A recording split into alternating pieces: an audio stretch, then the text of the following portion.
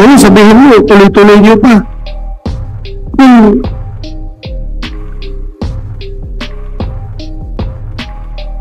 I don't know how to deal with this situation. Kung nakikinig sana si President Bongbong Marcos ngayon, I am appealing to you, Mr. President. Please, listen to these people. Mr. President. Sir, good morning po. Good morning. Nasa kamay na po ng mga otoridad si Pastor Quiboloy. Ano po ang next step ng administration given, sir, na meron tayong extradition treaty with the US? Well, the extradition request is not yet there. Besides, the judicial processes that Apollo Quiboloy is going to have to go through now, locally, still have to be done. Because we have, what has been done is that we have implemented and enforced an arrest warrant that was issued by the court. And therefore, it is now within the court's hands. Wala na sa executive ito. Kami sa executive, ang ginawa lang namin, in-implement lang namin, in-enforce lang namin ang order ng court. So that is the situation now. We will have to look at that. But for the moment, hindi extradition ang tinitignan natin. Ang tinitignan natin ay yung mga kaso na mga complaint na pinila dito sa Pilipinas. At yun muna ang kailangan niyang harapin. Next question, Chona, please. Hi, Chona. Sir, good morning. Sir, anong participation ng Armed Forces of the Philippines? Bakit sila nandun? At bakit sa kanya nag-surrender si Pastor Quiboloy? Well, ganyan naman talaga. Madalas naman mangyari yan na may augmentation sa AFP. But let's be very clear. This was a police-led operation. It was a police operation. Kung ano man ang involvement ng AFP dyan ay, as I said, augmentation. As you can imagine, all through these past months na, all the intelligence services were involved, both in the police, both in the AFP, even our civilian intelligence services. Kasama lahat yan para malaman natin ano yung dapat natin gawin and what are the movements that can be attributed to Apollo Quiboloy, Mr. Quiboloy. At yan ang kaya naman may augmentation. Kung maalala ninyo, nung una silang pumasok, after 24 hours, 36 hours, hapong-hapo na yung mga pulis. So ang ginawa namin, para marelyebo naman sila ng konti, ay nagpadala kami ng sundalo na AFP. That was about 2.5 weeks ago. Nagpadala tayo ng AFP para mag-augment, makapagpahinga naman yung mga pulis natin. But eventually, when that was okay, nung pwede na naman yung pulis natin, winidraw na naman natin yung AFP at ang pulis na naman ang nag-frontline. So that's a standard procedure dito sa Pilipinas. Madalas naman talaga natin ginagawa yan. Well, I think what you all want to know, let me take you through the timeline already, what happened here. Over the last 2-3 weeks, we have been getting messages and feelers. Alam niyo naman to, yung mga sinasabi, magsusurrender si Mr. Quiboloy, basta meron sa mga condition na kung ano-ano na sinasabi na kailangan may promise na hindi siya papadala sa Amerika, na hindi at kung ano-ano pa.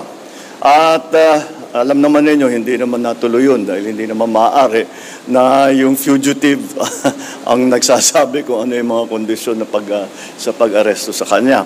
Kaya walang nangyari doon. Patuloy, ngunit patuloy. Meron tayong mga feelers na nakukuha. At we were very clear to his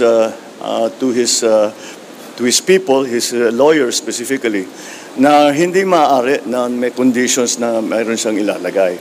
At lagi namin sinasabi, basta patuloy lang ang aming gagawin. You have to decide what you want to do, but we cannot.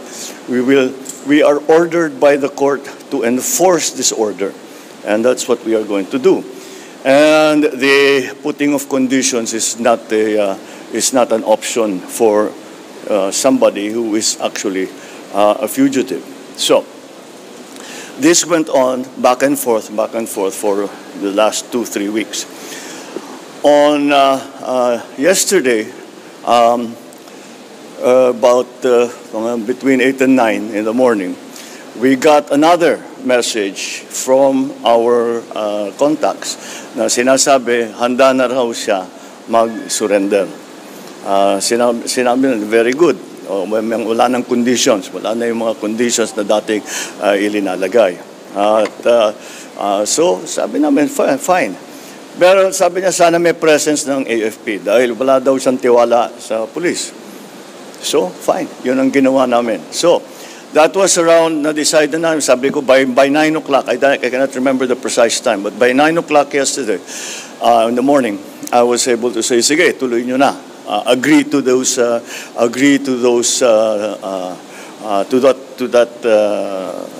scenario. So, and that was it. So, tuloy-tuloy ng pag-uusap. How do we do it? Where did this? Where? At 3:40 in the afternoon of yesterday, lumipad na yung C-130 papuntang Davao para susunduin na siya. And that is exactly what happened. Pagbaba ng C-130 sa Davao Airport, pinuntahan na nila ang compound at natuloy na yung kanyang pag-exchange. Dinala siya, sinakay siya sa C-130 para dalhin dito sa Maynila dahil kailangan, ang unang naging kaso niya ay Pasig. So, dun muna siya haharap.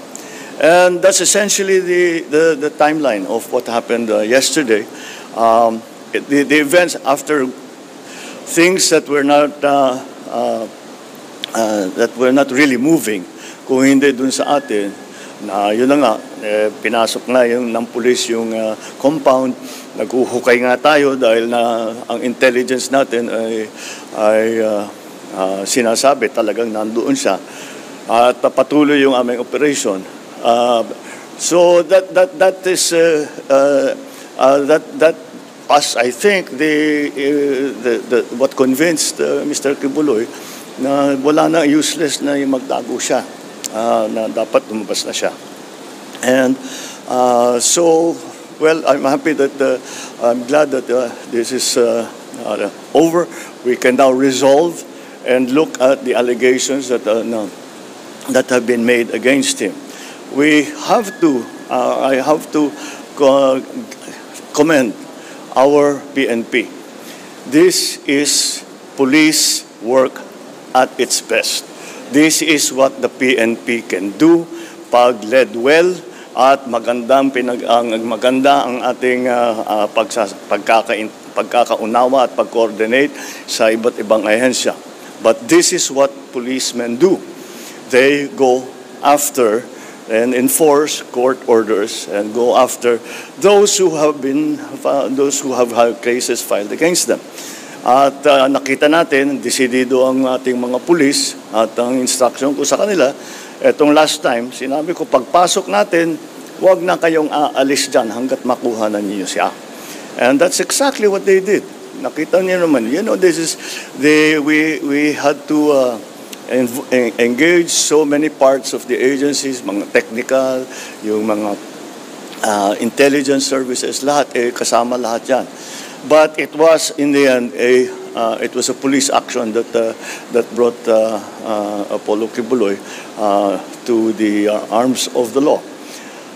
The question that is being asked constantly kagabi pa hanggang ngayon, nag-surrender ba o nahuli? I think that's a legal question, pero ganitong iniisip mo, hindi siya lilitaw kung hindi namin hinabol ng gusto. Ang pagkaintindi ko, ang pag-surrender, pag sinabing surrender, I don't know, maybe the legalists can explain this. Pero ngunit ang pagkaintindi ko, ang surrender, kapag wanted ka, ang surrender, pupunta ka sa police station o sa, ewan ko, sa prosecutor, I don't know kung saan. Sabihin, ito an official authority, sasabihin, nagsusurrender na ako. Alam ko may court order na, may arrest order na ako, kaya magsusurrender na ako. Hindi ganyan yung nangyari. Ang nangyari, napilitan siyang lumabas dahil malapit na ang pulis sa kanya. To his credit, ang sabi niya, yung mga follower niya, magpapakamatay para sa kanya. At ayaw niyang mangyari yun. So to his credit, he was still displaying a modicum of leadership to his followers. Kaya naman, again, I will stress, it was a very, involved police action, augmented, of course, by the AFP, augmented by the civilian arms of government.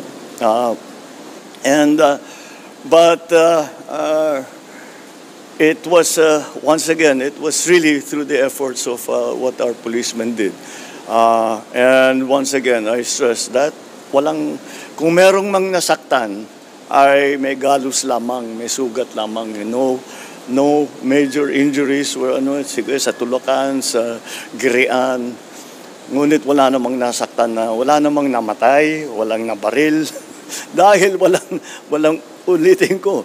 Lahat ng pumasok sa KOJC compound, lahat ng tao natin, ni isa doon ay may dalang baril. Wala sa kanilang may dalang baril. Dahil hindi mo na malaman kung may dalang baril, iba yung nagiging usapan. Yung instruction ko sa kanila, wala akong gusto masaktan. Hindi ko naman gustong saktan yung mga member ng KOJC. Dahil tinutulungan lang nila yung kanilang sinusundan na leader. Okay? Ba't natin sila sasaktan? Ba't pa tayo magdadala ng baril? So, ganun na lang. And so, again, this is how it should be done. You can't do this without hurting anyone. You can't do this without shooting anyone. That is what police work is meant to be. And this is police work at its best. Kaya congratulations sa lahat ng ating mga kapulisan, yung na-involved, yung behind the scenes na na-involved. Ang ating Chief PNP ay talagang all the time, araw-araw nagre-report sa akin, sometimes 2-3 times a day, kung ano yung mga pangyayari doon sa Davao. So, it is really with some relief that I can say that at least this phase of that operation is now over, and we now leave Mr. Kibuloy to the judicial system, and siyempre babantayan natin na tama naman ang mangyayari, na lahat ng kanyang karapatan, walang masasagasaan dun sa karapatan niya, wala namang ibabaliwala sa kanyang kahilingan kung ano man yun. But again, there is no special treatment. Although he's a very prominent person, we actually, kahit na may magsabi na gawin natin special treatment, hindi namin alam gawin yun We don't know what special treatment is. So we will treat him like any other arrested person, and we'll respect his rights, and we will go through the process. The process will be transparent. Everyone who is involved will be accountable, and we will demonstrate once again to the world that our judicial system in the Philippines is active, is vibrant, and is working well. Thank you, All right? Mr. President. Thank you.